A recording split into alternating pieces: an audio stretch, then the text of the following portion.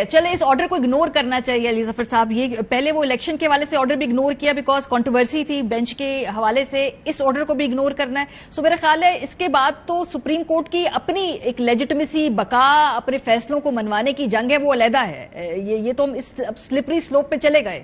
آج یہ chief justice صاحب ہیں, کل کوئی اور چیف جسٹس صاحب ہوں گے. اس وقت کی حکومت اس وقت کی جو بھی سیٹ اپ ہے وہ کہتے ہیں اس آرڈر کو ہم اگنور کر دیں گے تو بس پھر ٹھیک ہے. پھر یہ تو ایک امبیلنس آف پاور ہے اوور آل. دیکھیں یہ تو بہت عجیب و غریب بات ہے کہ آپ کہیں کہ سپریم کورٹ کا آرڈر میں چونکہ اس سے اگری نہیں کرتا, میرے خیال سے غلط آرڈر ہے اس لیے میں نہیں مانتا. اگر یہ پریسیڈنٹ ہونے لگا اور اگر حکومتیں یہ کرنے لگیں تو پھر تو آئین کو بھی آپ ایک طرف رکھ دیں, سپریم کورٹ کو بھی بند کر دیں اور ایک حکومت کی جو جن کے پاس طاقت ہے وہ پھر چلاتے رہیں, عوام پستی رہے گی. ایسا ہو نہیں سکتا ایک ملک میں. ایسا نہ پارلیمنٹ میں کوئی اجازت ہے, نہ آئین میں کوئی اجازت ہے, نہ سول سوسائٹی میں کوئی اجازت ہے, نہ آپ اس کو مانیں گی نہ میں اس کو مانوں گا. تو یہ تو ایک چلیں خواہش ہے کہ ہم امپلیمنٹ نہیں کرتے. لیکن دیکھیں ایشو کیا ہے, ایشو تھوڑا سمجھنے کی ضرورت ہے. ایشو یہ ہے کہ آئین یہ کہتا ہے کہ جب سپریم کورٹ آف پاکستان ایک ججمنٹ دیتا ہے آرٹیکل 184(3) کے تحت تو اس کے خلاف آپ صرف ریویو فائل کر سکتے ہیں, آپ اس کے خلاف اپیل نہیں فائل کر سکتے. یہ آئین کہتا ہے. اب اگر آپ نے اس میں چینج کرنا ہے, آپ نے کہنا ہے کہ نہیں ریویو کو ہم تبدیل کر دیں گے اور ریویو کی جگہ ہم کہیں گے کہ یہ آپ کو اپیل کی بھی طاقت ہے, تو آپ کے پاس پورا حق ہے کرنے کا. پارلیمنٹ سپریم ہے, لیکن آئین میں یہ لکھا ہے کہ آپ نے کانسٹیٹیوشنل امینڈمنٹ کرنی ہے, پھر آئین میں تبدیلی کرنی ہے. اگر آئین کہتا ہے اپیل نہیں ہو سکتی اور آپ اپیل دینا چاہتے ہیں تو پھر آپ اس میں ترمیم کریں. 1956 کی ہماری کانسٹیٹیوشن تھی, 1962 کی ہماری کانسٹیٹیوشن تھی, 1973 کی کانسٹیٹیوشن تھی. تینوں میں یہ لکھا ہے کہ صرف ریویو ہو سکتا ہے, اپیل نہیں ہو سکتی. آج تک تو پارلیمنٹ نے اس میں تبدیل نہیں کی. 2/3 میجورٹی بھی تھی پارلیمنٹ کے پاس, بہت ساری حکومتوں کے پاس, انہوں نے آئینی ترمیم نہیں کی. لیکن ہوا یہ کہ ایک ججمنٹ آ گئی سپریم کورٹ کی اور ججمنٹ میں یہ کہا گیا کہ آپ نے الیکشنز 90 دن میں کرانے ہیں. جی. جب اس کے خلاف ریویو فائل کیا گیا تو ریویو چونکہ بڑا لمیٹڈ ہوتا ہے تو حکومت کو نظر آنے لگا کہ یہ ریویو ڈسمس ہو جائے گا.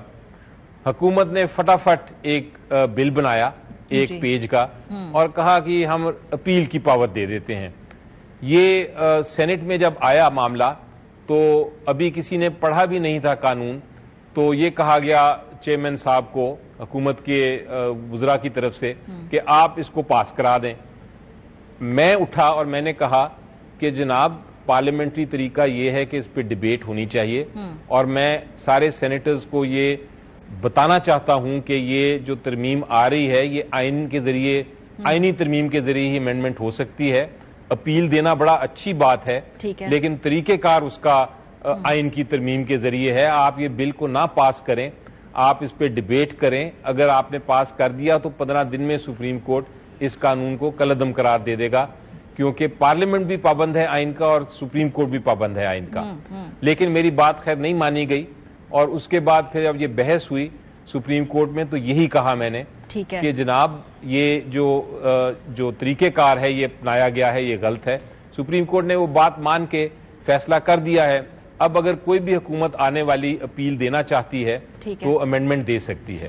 اب اس کی دوسری وجہ بھی بتا دوں آپ کو, ایک اور میلیفائڈ وجہ تھی اس قانون کو پاس کرنے کی جس تیزی سے اس کو بلڈوز کیا گیا, اور وہ یہ تھی کہ کچھ لوگوں کو اس میں نواز شریف صاحب بھی شامل ہیں, ان کو چونکہ سپریم کورٹ نے نااہل قرار دے دیا تھا تو ایک یہ بھی حق دینے کی کوشش کی گئی کہ وہ لوگ جن کے خلاف اپیل جو ریویو ڈسمس ہو چکے ہیں جن کے, ان کے پاس بھی ایک حق ہے. لیکن علی ظفر صاحب یہ جو آپ نے نکتہ کیا نا, اس کے اوپر آج اعظم طاہر صاحب نے بولا, اگر میں عرفان قادر صاحب کا پوائنٹ آف ویو لے سکوں, کہ اس فیصلے کے کالعدم ہونے سے نواز شریف اور جہانگیر ترین اور جو دیگر سیاسی قیادت ہے ان کی ڈسکوالیفیکیشن کی اپیل پہ فرق نہیں پڑے گا؟ وہ تو الیکشن ایکٹ کے اندر ان کی آلریڈی جو سزا ہے اس کو 5 سال پہ کر دیا گیا اور وہ ریلیپس ہو گیا، اس وقت 5 سال مکمل ہو گئے ہیں.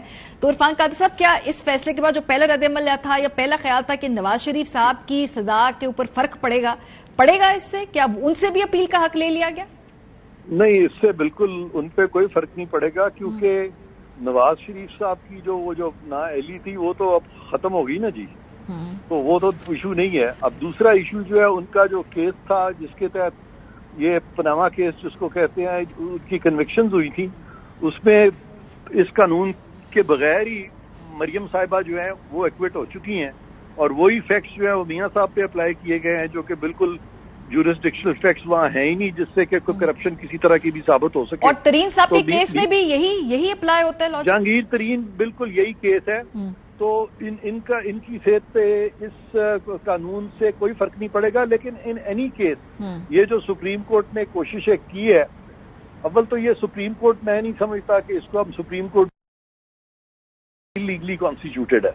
پہلی بات تو یہ ہے کہ کیونکہ ملٹری کورٹس کے کیس میں جسٹس فائز عیسیٰ اور جسٹس طارق مسعود کہہ چکے ہیں کہ آپ جب بینچز اپنی مرضی سے بنائیں گے تو وہ انلیگل ہوگا، کیونکہ وہ قانون جو کہتا ہے وہ کہتا ہے کہ فرسٹ 3 سینئر ججز کریں گے، اور اس کو ڈیسائیڈ کیا نہیں، اس معاملے کو اس کو پینڈنگ رکھا ہوا ہے اور یہاں پہ اس کو فیصلہ کر دیا.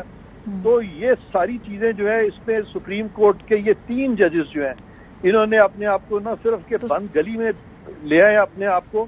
تو سر اب کیا ہوگا؟ اب یہ فیصلہ سامنے آیا، وہ کیا ہوگا؟ مطلب کہ کیا اس میں اب اگلی پارلیمنٹ آ کر جو بھی حوالے سے اپنے قانون سازی کرے گی وہ کرے گی، یا آپ اس کے جو کریکشنل میئرز ہیں یا جو بھی اس میں تبدیلی ہے یہ موجودہ سپریم کورٹ کے ہی جو اب اگلا ٹینیور ہے اس کے تھرو دیکھتے ہیں؟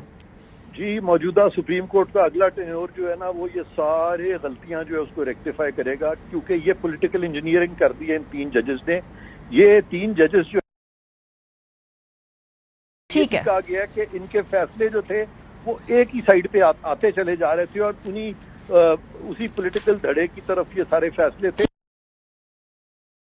آپ ہمارے ساتھ موجود تھے. حال ہے کہ جو اب اس کے کیس کے نتیجے میں جو بھی تبدیلی آئے گی وہ سپریم کورٹ کے اگلے ٹینیور یعنی کہ نئے چیف جسٹس صاحب کی وساطت سے آئے گی، جبکہ جو سعد رفیق اور جو دیگر سیاسی کارکنان ہیں وہ سمجھتے ہیں کہ اگلی پارلیمنٹ آ کر اس پورے معاملے کے اوپر دوبارہ غور کرے گی. بریک پہ جائیں گے، جب واپس آئیں گے شاہ محمود قریشی صاحب ہمارے ساتھ ٹیلی فون لائن پر موجود ہوں گے، ان سے بات کریں گے پاکستان تحریک انصاف کی آگے فیصلہ سازی کا طریقہ کار، الیکشن کیمپین، بہت سارے سوالات ہیں، ان کے جواب ان سے لینے کی کوشش کریں گے. بریک کے بعد ہمارے ساتھ رہیں گے.